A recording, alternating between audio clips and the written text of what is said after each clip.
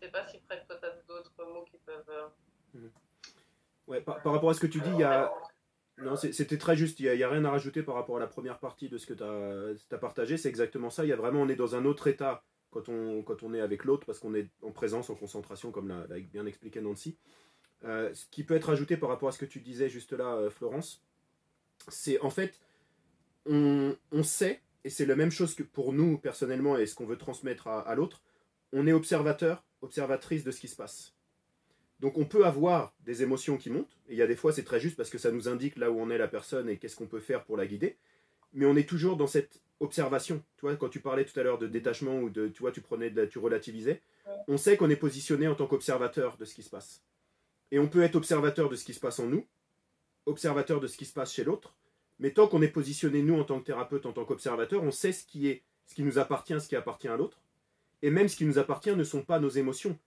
Il y a un moment donné, c'est créé par la situation, la circonstance, mais je peux, moi, dans ma vie de tous les jours, avoir une émotion de colère ou d'énervement ou de tristesse qui monte, mais tant que j'observe et je sais il y a de la tristesse au lieu de je suis triste, on n'est plus cette tristesse, on n'est plus cette souffrance, on n'est plus cette colère. Je sais qu'il y a de la colère qui monte. Et donc c'est là où la méditation, comme le disait Nancy, vient jouer dans notre travail personnel et dans l'accompagnement, c'est d'arriver toujours à se positionner comme ça pour nous déjà, et surtout quand on accompagne l'autre. Ok, il y a des émotions qui montent, peut-être. Elles peuvent être une indication, et selon la perspective qu'on a, ça peut être positif, parce que oui, ça monte. Moi, il y a des fois, j'ai les larmes aux yeux quand je vois quelque chose qui se passe chez l'autre. Souvent, pour moi personnellement, j'ai les larmes aux yeux quand je sais qu'il y a quelque chose qui a été compris et qu'il y a quelque chose qui est en train de se libérer. Ça fait monter plus d'émotions à ce niveau-là. Mais il n'y a pas d'attachement, il n'y a pas d'identification. Et c'est là où on amène la partie spirituelle et la partie méditative. Je ne suis pas identifié à mon émotion ou l'émotion de l'autre. Il y a une émotion, j'observe l'émotion. Mais tant que je ne m'identifie pas, c'est pas moi, mon émotion n'est pas moi. Et c'est là où tout le travail de la formation pour vous en tant que thérapeute, de faire tout ce travail, il se fait de manière inconsciente. Mais c'est parce que c'est quelque chose qui revient régulièrement, parce que j'amène la partie conscience, la partie spirituelle dans l'histoire. Je ne suis pas mes émotions. C'est pas ce que je suis. Tout à l'heure, tu étais triste, 5 minutes après, tu étais contente.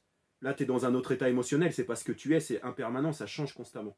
Donc il n'y a pas d'attachement à, même si je revis ou j'ai de l'empathie, comme tu disais avec Carl Rogers, de me connecter à l'autre et vivre telle émotion, c'est un moment d'expérience dans l'instant avec l'autre. Mais j'ai pas besoin de m'y attacher et de dire je vais garder ça avec moi. Okay.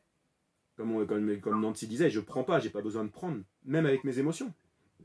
J'ai des moments encore aujourd'hui avec tout ce que je vous parle, il y a des fois je suis en colère, il y a des fois j'ai moins d'énergie ou je me sens pas spécialement joyeux ou autre, mais c'est juste il y a l'émotion qui est là ou le ressenti qui est là. Il n'y a aucun attachement, ça identifie pas qui je suis, ça identifie pas mon état permanent. Il y a des conditions, il y a des circonstances qui font qu'il y a un certain ressenti. Et 5 minutes après, il a changé. 10 minutes après, au niveau de technique, je crois que je l'avais mis dans la formation, il y a des études qui ont été faites, une émotion elle dure 90 secondes au niveau physiologique. Les produits chimiques qui sont créés dans le corps, dans le sang, etc., ils peuvent mesurer l'état émotionnel pendant 90 secondes. Si ça dure plus de 90 secondes, c'est parce que l'esprit s'y est attaché et le fait durer. Donc je peux être en colère, triste pendant 90 secondes, parce qu'il y a des circonstances, et parce qu'on n'est pas éveillé, parce qu'on n'est pas détaché de tout ça. Si ça dure plus de 90 secondes, ça veut dire que je fais quelque chose avec mon esprit qui n'est pas qui est pas complètement approprié ou juste avec en alignement avec la réalité des choses. Après, le but, c'est de ne pas tuer quelqu'un quand on est en colère pendant 90 secondes. C'est de se retenir de contrôler ces 90 secondes. Ok. Merci à tous les deux. Allez Nancy, dis-nous ce que tu voulais nous partager tout à l'heure. Oui, on a parlé brièvement de Londres et c'est un concept aussi de Carl Jung. Et j'étais dans cette optique où il fallait justement mettre de la conscience, mettre de la lumière un peu partout en nous et aller un peu explorer les coins qui n'étaient pas encore, qui n'avaient pas encore été, justement pour être plus conscient, etc. Ouais.